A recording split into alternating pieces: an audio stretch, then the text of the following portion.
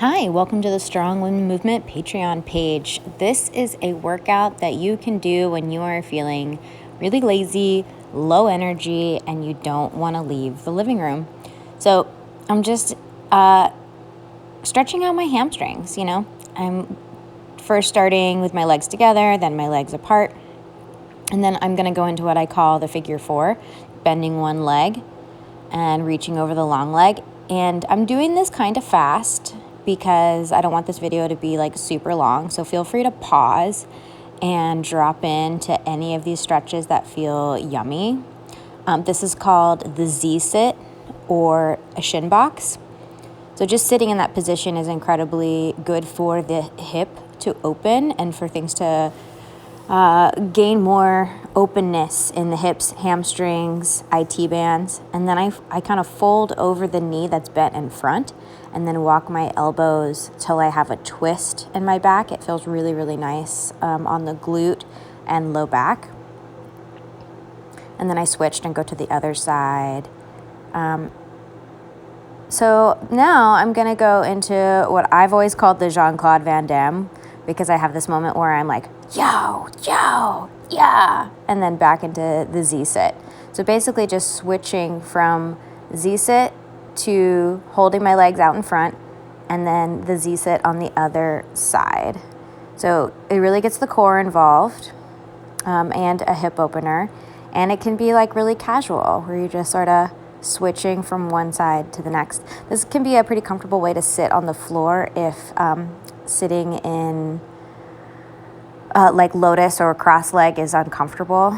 Sitting in the Z-sit can be a nice alternative. And so now I'm just sort of switching from Z-sit on one side to the other, but keeping my knees bent and keeping my feet in contact with the ground. And then I'm stretching out with the bottoms of my feet together just to kind of say hi to my hips and get a little stretch in between. This is all really intuitive. I'm kind of just making this up. So this is in crab position. So think about strong hands and fingers. Don't just dump into your palms. And then I'm alternating lifting opposite hand and foot, pushing through the foot and hand that are balancing, and then switching and keeping my butt off the ground.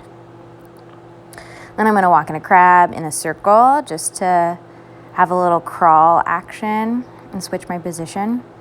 Now I'm going to go into a bridge, lifting my hips up and then with control setting them down. I'm not just clunking to the floor. I'm trying to slow control descend till my back and butt are flat on the ground. And then when I lift my hips, I'm squeezing my glutes at the top. So this bridge can feel really nice. This is a walking bridge. So I lift my hips and then lift my leg and keep my knee bent and then put my butt back down. Lift my butt again, lift the other leg, keep the knee bent. And so you can do as many sets of this as feels good. This is a really good hip hinge without putting too much load in the back. All right, so now I'm gonna do some leg lifts. I'm alternating one leg and then the other. I'm also trying not to let my leg like clunk on the ground on the way down. I'm trying to control its descent, and so I set it down gently. My core is doing a lot of the work. Now I'm doing 2 feet together, which is really definitely a core exercise. So really not letting your legs go higher than your legs. If your legs start to bend, you want to keep them straight and then gently set them back down. I'm rolling over onto my tummy. I'm doing some what I call Superwomans. Squeezing my glutes, lifting my chest and my legs off of the ground and pushing my tummy into the ground. So really my whole posterior chain is working to extend my legs and upper back and chest off the ground. I call this opposite elbow knee. I'm sure there's maybe called bird dog in other modalities, but I'm bringing my elbow to my knee and then extending out. Elbow to your knee, extend out. So this is actually working as like a stabilizer in my core because I'm balancing, and also keep your toe tucked. the toe that is not extended, the one that's on the ground. And then some cat-cows to kind of say hi to my spine and just give a nice gentle stretch. It feels really nice. Exhale on the cat. All right, and then I'm going into a flat-footed squat. Whatever your flat-footed squat is, completely fine. And then I'm taking my left hand to my right ankle and then curling in and then extending up. And this is a chance to stretch your arm and hand and forearm so you can flatten your hand, palm to the ceiling. Kind of bend your hand back with wide fingers. Get some stretch all the way through.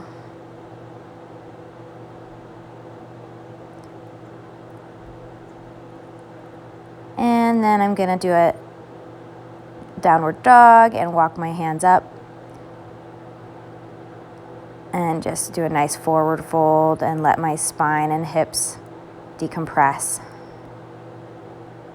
All right, stay tuned for more easy, mellow, at-home workouts. Thanks for stopping in.